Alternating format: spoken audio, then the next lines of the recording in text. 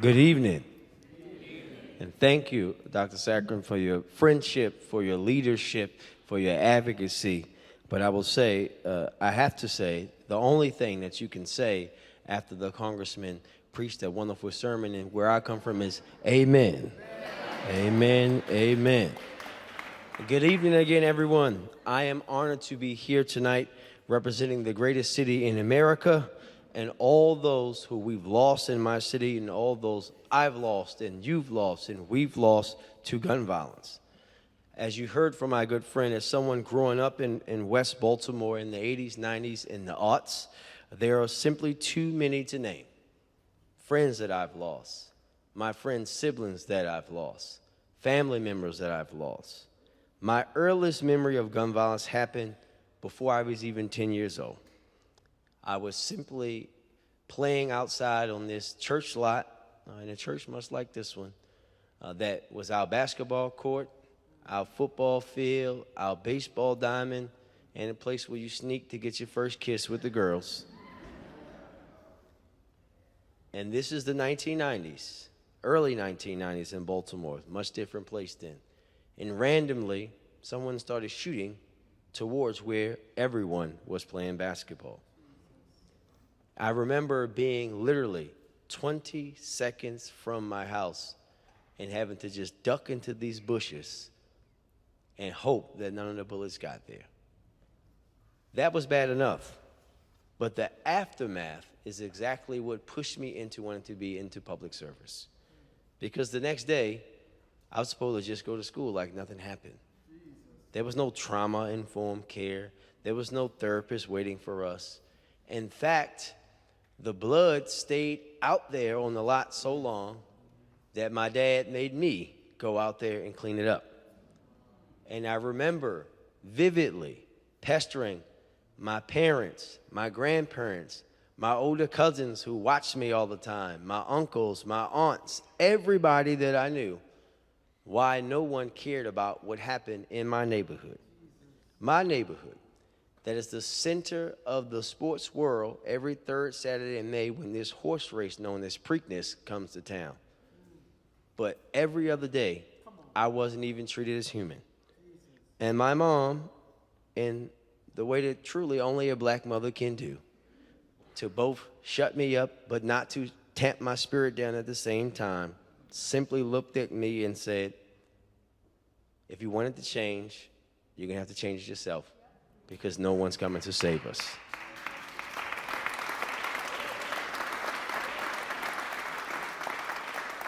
And from that moment on, I've always believed that those who are closest to the problem are closer to the solution because it's different for us. It's different when the gun's been in your face like it's been in mine. It's different when you've buried friends.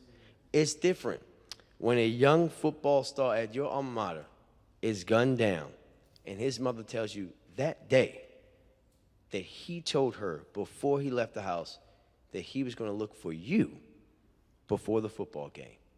It's different when it happens. So from the moment that I took office, I said that we would do things differently. At that time, Baltimore, as it had for most of my life, was losing over 300 people a year to gun violence. So I did something crazy.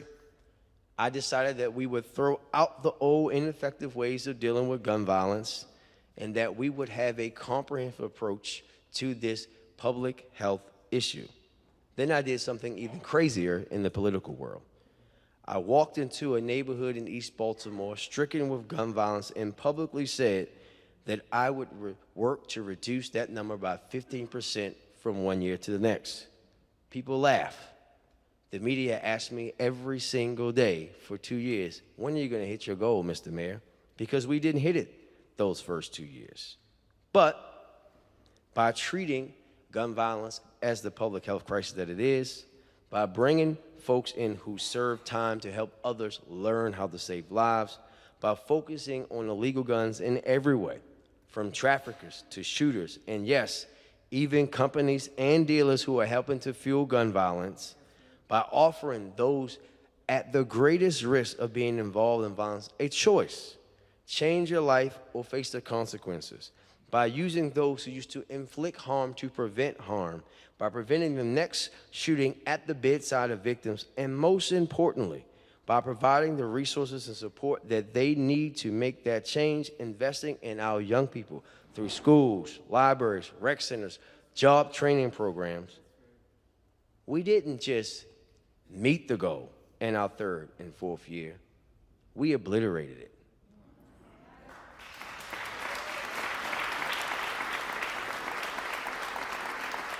In 2023, we set a historic reduction in violence in Baltimore.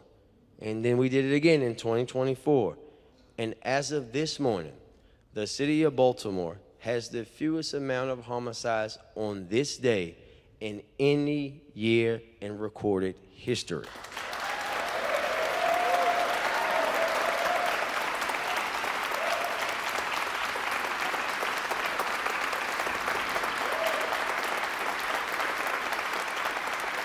Thank you.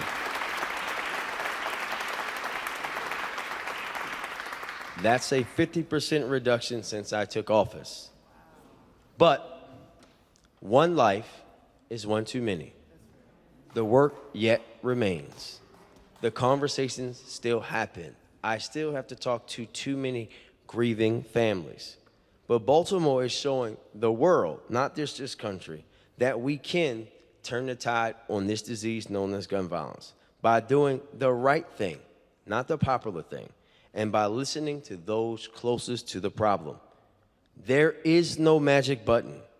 We will not solve this overnight, but every illegal weapon we take off the streets, every new youth program, rec center, and library we build, every person who chooses to put down the guns and change their life, not just in Baltimore, but in Chicago, in Oakland, in St. Louis, in D.C., that's the progress that we have to be willing to fight for every day. Every gun manufacturer who's doing the wrong thing that we sue and hold accountable. Every gun store that sells weapons to people that they know should not have them, and we hold them accountable. Every murderer that we bring in. Every time a community violence intervention worker prevents some small petty beef from ending up in someone's life lost, that is the progress that is worth fighting for. Because, beloved, if we don't value the lives of our children, who will? If we don't make this country a country in which the sanctity of children's lives far outweigh the sanctity of guns, then who will?